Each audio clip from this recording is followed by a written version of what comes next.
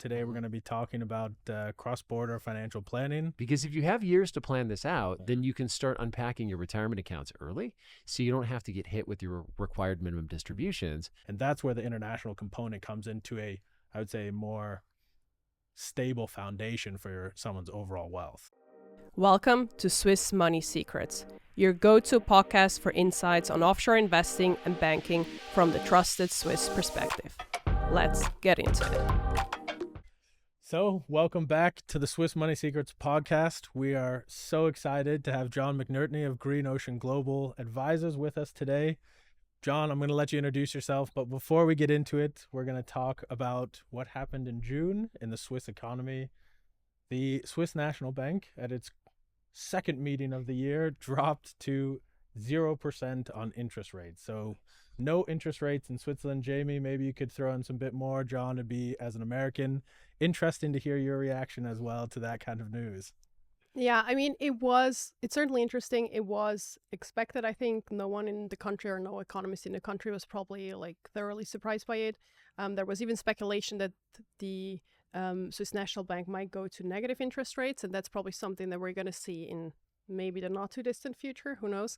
But yeah, 0% it is for now, and I think it's a tricky situation, but we have done it before. I mean, we first saw negative interest rates in 2015, so exactly a decade ago. So I think most people that have been around in the financial industry for a while in Switzerland, they know what's coming. They are used to this. But yeah, it's certainly a development that not a lot of other countries, if any at all, have to deal with. Yeah, we don't. You have deflation in Switzerland right now. That's typically the reason for. So Switzerland, their inflation numbers came out. They've been heading towards deflation or negative inflation for a little bit. It's light at the moment. I think it's like negative 0.1 or something. Obviously, the Swiss franc has a big deal or a big role in playing with that deflation. It's been very strong in the midst of the U.S. dollar. Yeah, we've been helping a lot of value against the Swiss franc. I mean, Switzerland is an export country, so that also has a huge effect on the inflation environment of Switzerland. So it is unexpected. I mean, you have Japan that has also been in negative interest rates before, but a little bit different when you look at their stability in terms of government debt levels, how their economy functions, totally different economy. But those are kind of the only nations I can think of off the top of my head that have had negative interest rates in the past. Yeah, and I think Urs and you are going to cover this in a little bit more detail in another conversation. But just maybe one sentence for our clients that are listening is that even in 2015, where we had several years of negative interest rates, none of our clients ever had to pay negative interest rates. So we have very good relationships with the bank. We still have those very good relationships, and we do not anticipate anytime soon that any of our clients would have to pay negative interest rates, even if the Swiss National Bank would move interest rates to negative. Wow. I think that's good. I think with that, John, I'd love for you to introduce yourself. Today we're going to be talking about cross-border financial planning, who you are very much a specialist in. So maybe you can let our audience know who you are, what you do. Well, that was actually a great lead-in because this is why I'm here. We know a little bit about the way the rest of the world is managing its interest rate policy, but I'm just an American, and so I need to go to the experts, which is you. So as a cross-border financial planner, that is that's sort of the call to action to us. So I've been a certified financial planner and an investment advisor in the United States for close to 20 years now. I moved to Portugal about 5 years ago, and at that time, I was still strictly U.S. only. I won't go, should I go into the story of why I did all of that? Yeah. So I've loved financial planning since I learned about it 15 years ago. As a fiduciary, you're not a salesperson when you're a financial planner. And so that was always a huge deal for me because I wanted to have a little bit more integrity than somebody who's just selling you a financial product because they want to get a bonus next month. It creates a huge conflict of interest, so I love financial planning.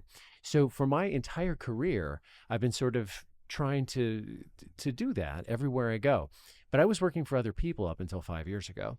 Well, when I told my boss at the firm that I was working at, which was based out of the state of Washington, that it would be great if I could just stay in Portugal after the pandemic ended, they said, no thanks. And I said, why? They said, well, because you lived in San Francisco, California, man. And you know what we manage? We manage money. And there's just so much money in San Francisco and not in Portugal. And he wasn't wrong at all. But the thing is, though, is that financial planners help people to prepare for retirement. And so when you're living in California, it is ridiculous how many people want to move to Canada or Mexico, usually along the same longitudinal lines as us.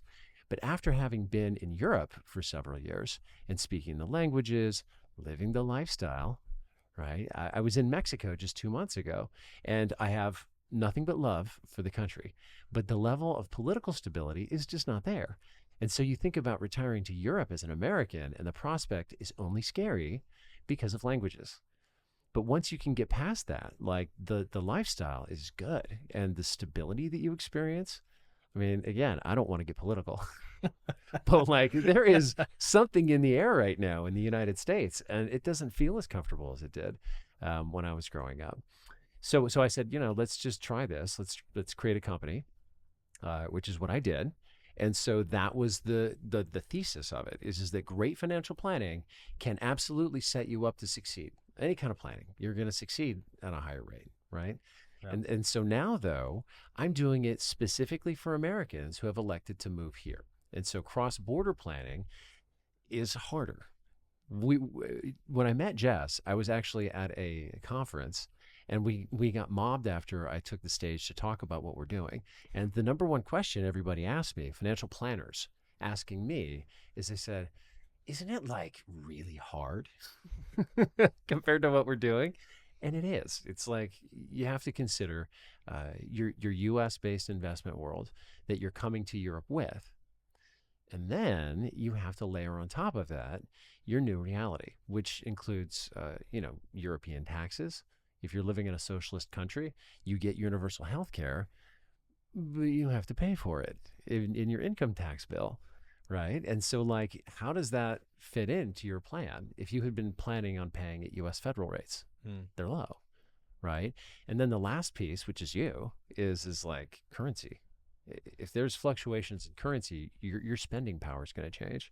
And so as a financial planner, we have to design all of that into your personal cash flow strategy. But now I have to do it in Portuguese too. Yeah, it makes just the whole being a financial planner and having the specialist or speciality, the expertise in one jurisdiction is a lot, especially the U.S. jurisdiction, because it's so big, so complex. And then you throw in another jurisdiction in that, it just, multiplies by 2 understanding of what you have to bring to your client. Yeah. And that's maybe where we could go a little bit deeper in like what does that kind of financial planning, who needs that? Not just the people moving, or is it just the people moving? And what really is that fully what does a financial plan cross-border entail? Well, I mean, zero interest rate policy, right? That's going to affect things. That's going to give people better lending access. Like you can borrow money cheaper, but then you're also going to find inflation. And so like when you're looking at financial planning, you're planning, right? And so it's like taking a multi-state trip or a multi-country trip, and you're going to have to plan the expenses that you face over the whole trip. If you're just in one country, the price of gas isn't going to change.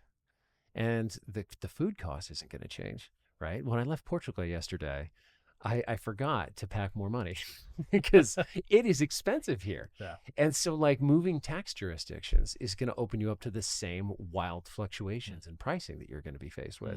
So it's really about that. I mean, it's going to be with us, it's always going to be for people that are moving someplace else. Because if you're just going to live in the United States for the rest of your life, like they'll make it bad. Yeah. Like it's going to be the same. I mean, except, in a variety of ways, the U.S. is going to go through its own changes. But sure, yeah, but you're still thinking in U.S. dollar. You're still thinking in how you earn. You, to a certain extent, every American has to build up their own expertise in their own financial planning, whether they're working with a financial planner or not. You have to learn. You have to understand the tax system, even if you're working with the CPA. Yeah, even if you're working with a financial advisor, you have to understand how the stock market works. And so there's that expertise. But if I'm living in California or Florida or Texas or Iowa, it doesn't matter.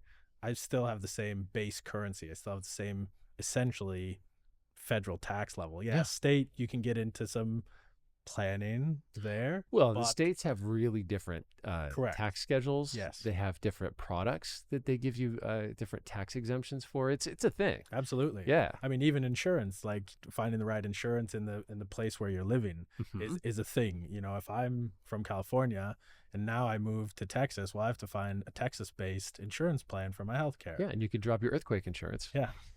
But if you go to Florida, though, have you noticed how often Florida gets blown up by mega storms? Yeah.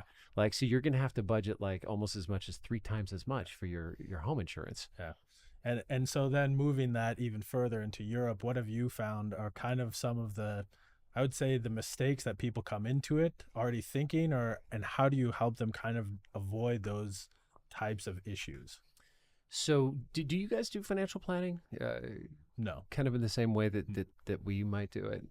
No, we really only focus on the wealth management side of things. So a lot of the people that we work together with, they reside in the US and they think and spend in US dollars, but they want to still have this like protection against the devaluation of the currency, right? Because Smart, if you think in decades and generations, even if you stay in the same place, the loss of purchasing power is still going to hit you or your children and grandchildren. So that's what we focus on. We really are very niche in what we do, and we work with external partners like yourself for any of the complementary services that surround the wealth management side of things. So if most of your book of business is moving, my client base is actually going to move into those tax jurisdictions.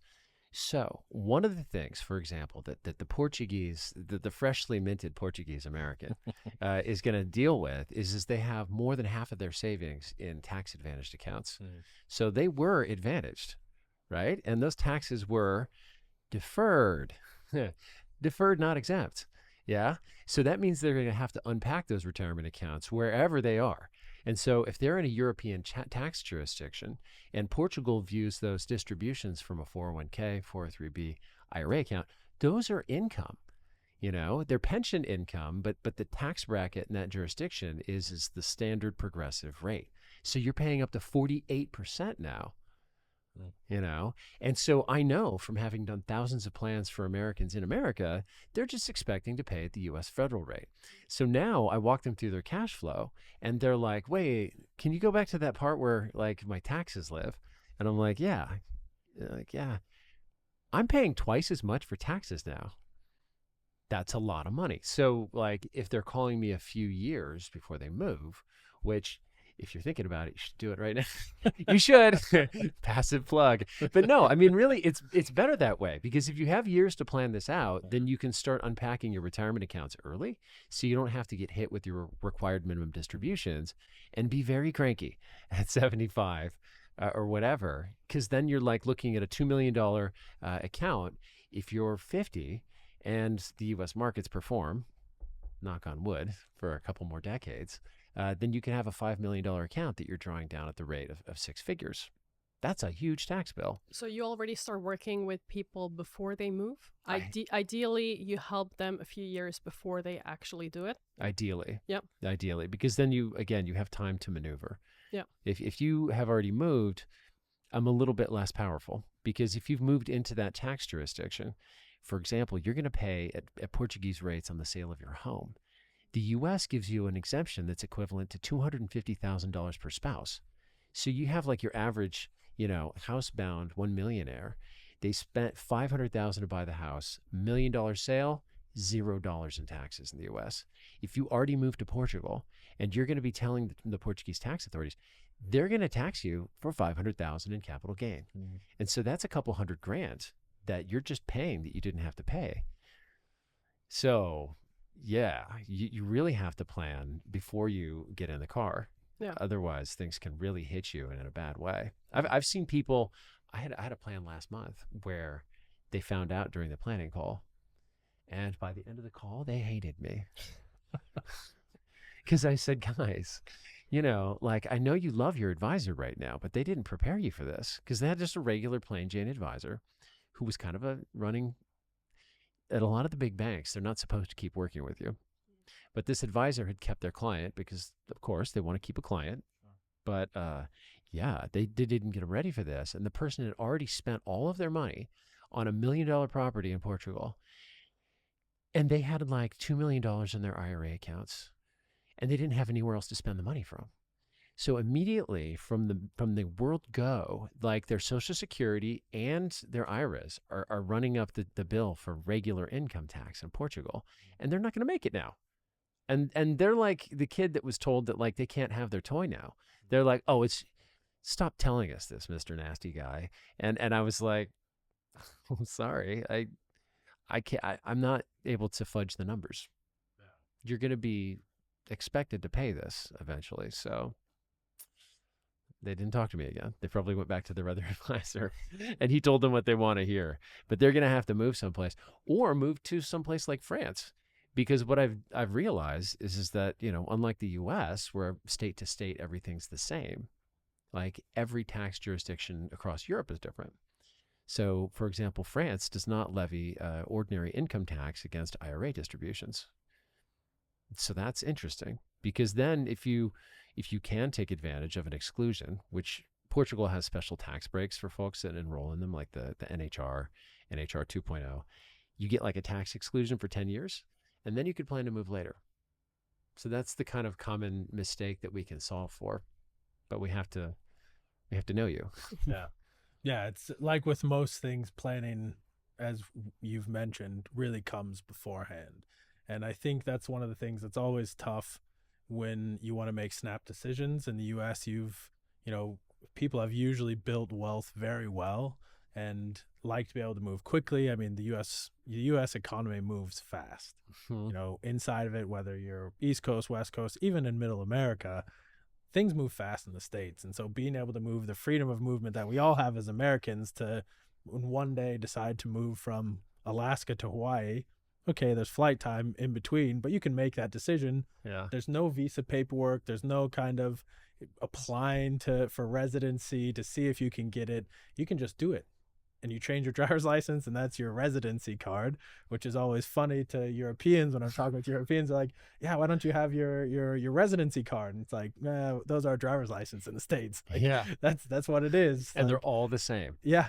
Yeah. Yeah. And that's where you're registered to live. You know, in Switzerland, one of the things that shook me about living here was like going to your city house, like your Stadthaus, like the courthouse, the local courthouse, and signing up as like, I am a resident of this town, and like you become a resident of that town. Yeah. And that's where your residency is. And if I just jump like 3-minute move over and I cross into another town's residency, I have to delist, like I have to unregister from that town and register at the new town. Oh my God. And so in the States, you get so used to like, oh, I just go to the DMV. Okay, not a pleasant experience. but that's how, and now you can do it online. You can just apply for your driver's license, update it, and they send it to you. But that's the ease and the quickness of the States. And when you move outside of the States, you really you need this planning, exactly what you're talking about, not just for the visas, but for everything past that. Yeah, and I think it's not just the planning, but also you have to go to the right people. Yeah. Like you cannot just continue to work with someone you have known your whole life. You have to go to the person who understands what you're looking for and has like vast experience in that area. Really? Like an example? Well, like what you do. Oh. Yeah. Well, I mean... Yeah, there's that. Well, what we do with the focus on like international portfolios, we always tell them work with someone that is specialized in those like currency portfolios, in those international stocks. And the same is with the financial planning. If you're thinking about moving to Europe, moving to Portugal, don't just work with any financial planner, but rather work with someone that really has the area of expertise in that country and that field that you need the expertise in. Yeah, or be prepared to like essentially train your current advisor in the areas that they don't know, right? Like this woman who couldn't afford to stay in her house after like 10 years. I'm like, well, if you want to keep working with your current advisor, please show them what we showed you and have them like learn about these things, because like there is a tendency for some professionals, and like no one at this table, to like say, yeah, sure, it's going to be just fine. I'm sure we'll be fine. We'll deal with that problem when we get to it. I've seen way too many domestic. A lot of Portuguese advisors will tell Americans this. When the American first arrives, they go out and they try and contact their professional network. They reassemble their tax person. They get an immigration person. Da da da da da. But there's also this tendency for the Portuguese tax preparer to just say that it's going to be all fine too, with advice that they give Americans, which is also not true. Yeah. So they'll start like, well-intentioned, but usually they don't tell them it's going to be fine. Actually, they'll tell them that there are going to be like a wide range of problems with their investments that aren't really problems. Okay. And they do this because there's this tendency to overprotect, to be overly conservative. And for a US person, that can feel a little weird because, like you mentioned, the European mindset is so much less flexible. So, well, I mean, I'm not. I'm Shots fired. Okay. Shots fired. shocking. The British are coming. No, I mean, but they're not. So they'll just like, they'll casually flick their cigarette and say, well, it's not possible, and as the American mind, I'm like, it's not possible. Like the first time I heard it wasn't possible, I was trying to put 2 different types of spicy salsa together on a burrito in Portugal. And I was like, I guarantee you it's possible. Let's get through this. I'll pay you some more money. And they said, oh, that's very American. You have to use money to solve your problems. But I'll put it on the side. But I think that's the reality of especially when you start dealing with Americans, at least from my experience, anywhere outside of the U.S., especially in Europe, where there's been some heavy penalties handed out to other countries, institutions. People get the inflexibility is more about the fear of working with Americans and not having a really deep understanding. And so if they don't understand, the answer will be no. Right. Yeah. And so I think it's less about flexibility and more about almost fear to a certain extent. And that's why when Jamie says it's about working with the right partners, it's people who have that understanding, who know the boundaries in which to work in, what will be possible, what won't be possible. If they're not sure, they have the right network to reach out to the right person. There's a famous story about this reporter who hated Henry Ford because he didn't believe that he was a smart person. So Henry Ford invited him in to his office for an interview, and Henry Ford never gave interviews. The reporter sat down and said, "Why did you take this?" He goes, "Here, I know you don't like me. I want to show you something. You've said that I'm not smart." And he had a board with people's names and buttons next to the name. And he said, "This is the smartest guy in manufacturing." Pressed the button. The dude came in and said, "What do you need?" And so that's where working with the right partner is not only Henry Ford had a deep understanding of what was going to work for the U.S., but he also worked with the right partners so that when he needed problems solved, he could get to them. And I think that's, the essence of what Jamie is trying to say, especially for me, cross-border financial planning, when I met you, is like, hey, this is great. We're in Portugal. We have people who are always asking us about Portugal, and it's like finding the right partners to know who I need, what button I need to press for the right partner who's going to be able to help my client at the end is what we want.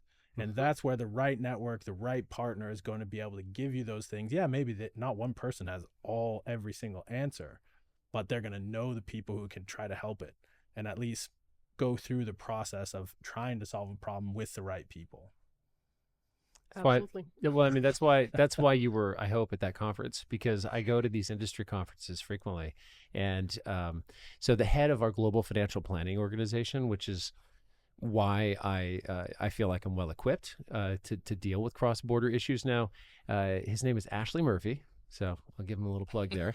But the guy said this in sort of in so many words. He said we're all sort of in this post-open source world, right? And so the open source community was something that was in the tech industry very important, because when open source became a thing, Bill Gates had previous to that controlled all of the source code for the IBM products. Right, and the Microsoft products. But after open source became a thing, you had all of these programmers able to collaborate in an open source environment. The source code was just open, everybody could do work on it. And so this is what Ashley said, is he said, we're basically nodes that are kind of on this information system that work far better when we don't place impediments in between each other. Right. Absolutely. I mean, although we want to be protectionist sometimes because it's scary, right? I send my clients to you and suddenly you're like, well, close the door. Okay, John's not here. Let me tell you what's really happening here. I don't think that's really the case, though. No. Because clients are incredibly intelligent. Yeah. And that's not just, trying to brown nose. Like, Americans have become far and away some of the most savvy consumers, because they have to be. Yeah. And so we have to work intelligently. We got to do all of our homework. Yeah. And if you're going to Europe with your money, you must really do your homework, because you don't want to get stuck here. Yeah. And that's what I'd say when it comes to kind of the offshore investing portion. What are some of the things you'd mentioned that some of these Portuguese people say, oh, no, it's not possible. And you mentioned it was about the investments. What are some of those things that you run into for, these retirees looking to move over, and then their CPA says, oh, we're not sure about this. What are some of those issues that you run into that are true or not true? And how do you kind of now open the mind of an American investor to international investing? Okay. Well, I hate to say it, but there are some among us who aren't savvy to American investment advice, and they still give it. There are some countries that produce investment advisors that come and practice in Portugal, and they're trying to help people, quote unquote, but they use investment products that are European in nature. So Europeans use insurance much more than Americans do. Like, I did a webinar once with the local tax specialist, and he said, I just noticed that we can use life insurance contracts to wrap around an investment portfolio. Yeah. And he was not wrong. But like, the way that he was going at the question of investments inside of an insurance wrapper, even that word wrapper, to your average British financial advisor, it's like in your top 5 words. Like, if we're playing Family Feud, show me insurance wrapper, and it's like number 2. But for an American, they hate it. And so there was like a live chat room going as we're talking about insurance, and there was a bunch of Americans in the chat room, and they're like, all caps, like, OMFG, these guys are trying to sell annuities to us, and we just moved to Portugal. Like, what is this? Right? And so they had like this mindset that was not wrong if you're a European dealing with a European, because Europeans aren't looking for massive growth in their portfolio. They're looking for protection. Okay. So like, there's a different mindset with this, is when you're looking for protection and not looking for opportunity, the way that all my clients in the Bay Area have. In San Francisco, if you're going to sit and tell this technology guy that you're going to put an insurance wrapper on his investments, right? And he's going to get 6 or 7% per year. And great. Your average European, and with tax benefits, your average European is unfazed. Like, that sounds like a good idea. But like, if you're sitting in I won't mention investment company names, but there's certain companies on the peninsula that are providing picks and shovels to AI companies right now, and their people make hundreds of thousands a year, and their stock has been appreciating by 20% a year. Okay. If you tell that person what I just said, they're looking at you and they're like, why would I want to do that? My money has been growing at double digits forever. I'm not going to pay you money to tell me that either. Goodbye. Right? And so you have to know your audience. And like, the European investment world is far more involved with tax protection, because taxes are higher. And, the rates of return that they're dealing with are not double digits forever. Like, the S&P 500 has been roughly 10.4% for the last 40 years. The European index is not tracking 10% a year. So, well, I mean, those numbers would look a lot different if you would calculate in the purchasing power of the U.S. dollar. Inflation? I fully understand what you're saying, and I think it's very important to have the right match between client and investment advisor, and not everyone's going to be a good match with everyone. But what we very much are advocates for is diversification, because we don't believe that one way or the other is right. The U.S. market has performed very well, obviously, over the past decade or two. But it might not always go in the same direction. And I think it can make a lot of sense to just add a portion to your total net worth that you are looking to protect. And that's where then European investment advisors really can come in and shine. Exactly. The right ones. The right The ones. right ones. The ones that understand U.S. clients. Because I think, to your point, there is this whole investment wrapper thing is a big thing in Europe, period. They love using, whether it's PPLIs, ULIs, whatever. They like using these insurance wrappers for good reason. There's a use case for some of them. Yeah. but not for everybody. And Well, their risk mitigation, and I think that's what absolutely. you're talking about is having the European sort of currency advisor in the room gives you the ability to speak to that risk. Because if you're just living in your U.S. world where 10% is the average rate of return, never mind inflation, and then you move to Europe, you're totally blind to this other issue, which you can help with. And I think that's when it comes to the whole international investing, what are your goals and what's your plan for the future? Because if we're talking, the last 5-10 years, sure, the U.S. market has done well. What when the U.S. market goes down? Yeah. What are the worst years of the S&P 500? 37, 42% down? 37, yeah. Yeah, I mean, crazy numbers. Stuff we see much less in Europe at a less volatile downward movement, for sure, maybe less up, but that's also how the markets are structured, where Europe is much more, how do I think generationally, where the US, like you said, it's like these guys, they're used to growing stuff quickly and fast. And absolutely, there's things to be said for having a portion of your wealth in that kind of investing. But there's also something to be said to say, hey, do you want to mitigate some of the risk that you're carrying on that? Right. Okay, here's an option to do that with long proven track records of, history, not the future, but trends of devaluation against certain currencies outside of the US. And so it's like, okay, are there good investments outside of the US? Yeah, there's amazing investment opportunities outside the US. They're not the high pace moving investments that you see maybe in the Silicon Valley area, but for a lot of people, they're much more accessible to put it into a position where it's like, look, I'm concerned about having $5 million today. I want to retire with $5 million. But if we look at just where inflation stands right now in the US, 2.4%, I think. Exactly. Yeah. Let's say they hold that for the next 10 years. Pre-COVID, it was about 2.1% was average inflation for the 10 years previous in the US. Yeah. So in 10 years, you had 20% inflation. What if we look at, let's say, a currency that had performed almost 22% in appreciation against the US dollar during that time? So just if you were holding investments in that currency and they remained flat, you outpaced inflation, you held your purchasing power. So what risk do I want? Right. Yeah, absolutely. If I can invest in those companies that are 5xing my investments, every 3 years, great, you've outpaced inflation. But what happens when the market goes bad? Now you've lost all that upward momentum and you don't have that stability underneath. And that's where the international component comes into I would say, more stable foundation for someone's overall wealth. Yeah, well, think about that. Like the U.S. has this big bill, beautiful bill. It's a beautiful bill. It's a beautiful. It's coming.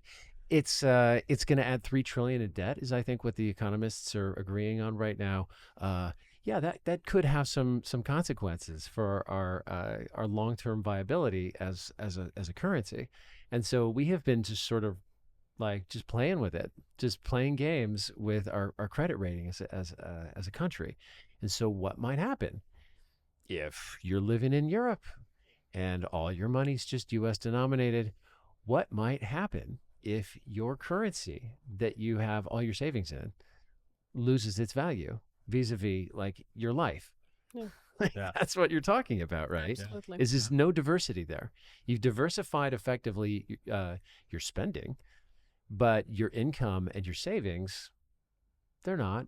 Not unless you want to move back to your home country. But my guess is you don't want to. Well, actually, you wouldn't be moving. You would be moving home. That's right. You're living at home. Yeah, but I think that's what kind of brings us to like for what I would be curious like to pose to you is a person planning from the U.S. wants to move outside of the U.S. and retire. What are those kind of first initial steps that you would say start to think about, X years out? Okay. What can they start to do? Yeah. First of all, you have a garage sale and you sell all your stuff. Because I won't know if you've done this, but if you move to Europe with all of your stuff, you're going to instantly regret it. Okay. That's the first thing you do. Speaking from experience. Yeah, speaking from a lot of experience. I have like an 80-foot container of stuff that I brought over. About half of it I'll never need. I moved my garage here. Yeah. American garages are big storehouses of junk. Yeah. Anyways, but the first thing you do is you just put pen to paper and you just start envisioning what your life will look like, because you have to think about your cost of living. It's usually going to go down. If you're moving to a place like Portugal, it will probably go up, actually, frankly. I've been here in Zurich for a few days. Okay, that's how much a hamburger costs, I guess.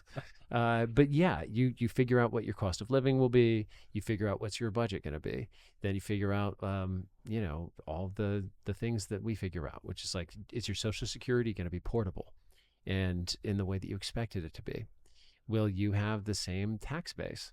Because Social Security for many people is going to be without taxes. You're not paying taxes on Social Security, so figure all that stuff out. And then you have all these sundry things like your mailbox, and whether you're going to have a family member who's going to accept your mail and help you out with these things. Like as a person who is like part immigration lawyer, I have to help people with immigration stuff. Although that's not to say I practice law. I'm not a lawyer. I play one on TV. But no, it's a question of like giving treatment to the whole thing. That's why I like being a financial planner, because during our intake interview, I'm going to go over this stuff. I'm going to say, have you thought about, what you're going to do to move money? Have you got a currency exchange system in place? What?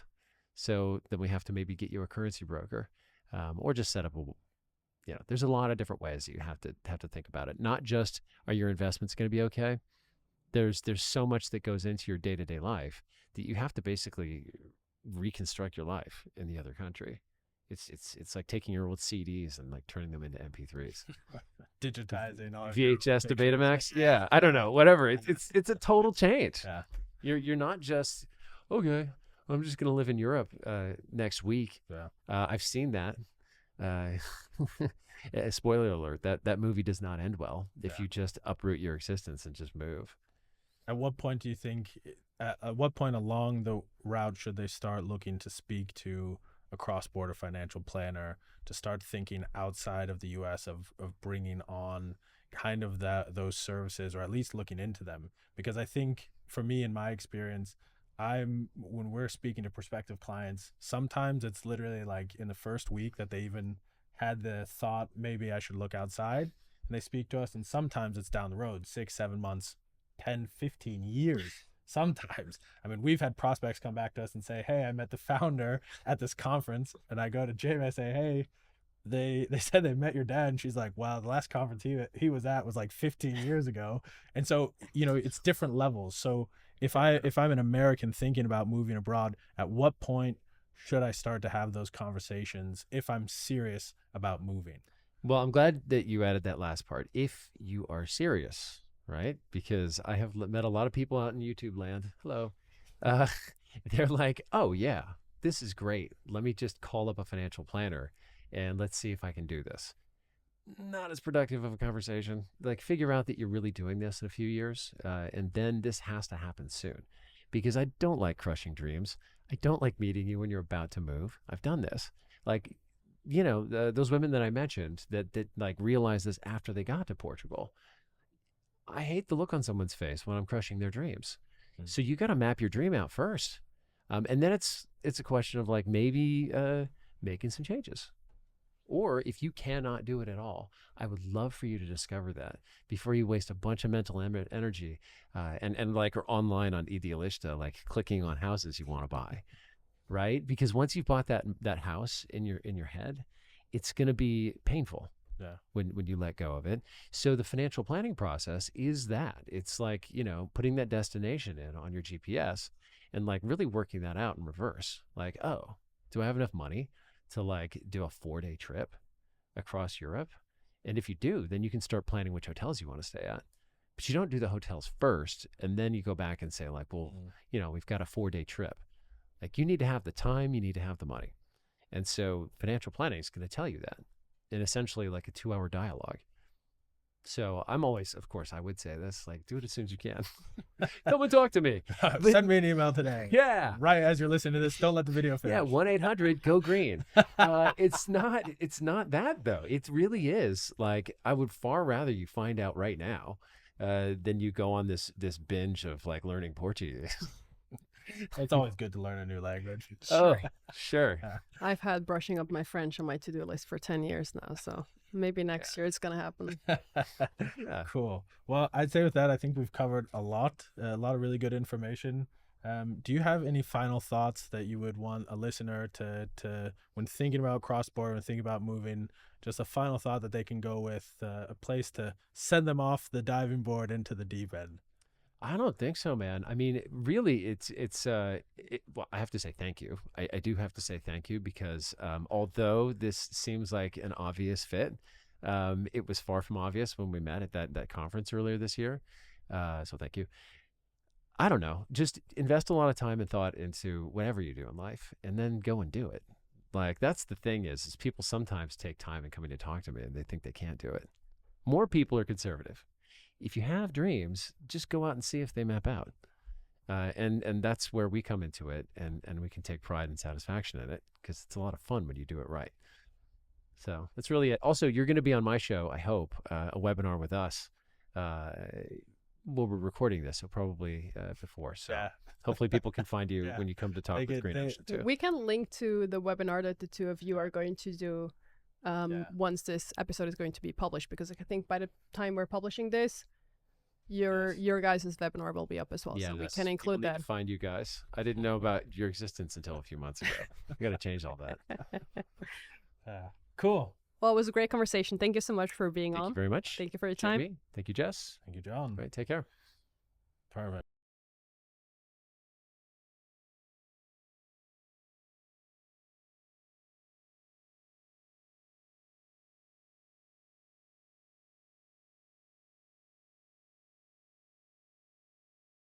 Thanks again for joining us on this episode of the Swiss Money Secrets podcast. If you would like to learn more about WHVP and what we do, check us out on our website at whvp.ch. Or you can check us out on any of our social media handles on LinkedIn, Facebook, YouTube, or Instagram by simply searching WHVP. Have a great rest of your day.